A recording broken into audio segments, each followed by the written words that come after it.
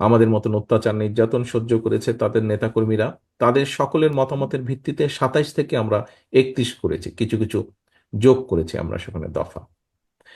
এখন আমরা গত 2-3 মাসে দেখছি বিভিন্ন ব্যক্তি, সকলের প্রতি শ্রদ্ধা রেখেই বলছি, বিভিন্ন ব্যক্তি বর্গ বিভিন্ন সংস্কারের কথা বলছেন।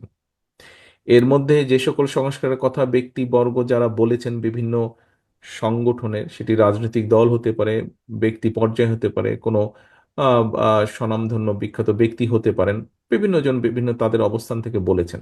কিন্তু খেয়াল করে দেখবেন, তাদের যে সকল সংস্কারের প্রস্তাব এসেছে কম বেশি এখন পর্যন্ত আমরা মিডিয়ার মাধ্যমে যতটুকু দেখেছি জেনেছি, আমাদের 31 দফার ভিতরে কিন্তু সবগুলোই আছে। হয়তো কিছু শব্দের এদিক ওদিক আছে, কিন্তু মূল যেই বিষয়গুলো আমরা বিভিন্ন বিষয়ে বলেছি, তারাও কিন্তু একই বিষয় বলেছেন, হয়তো একটি ভিন্ন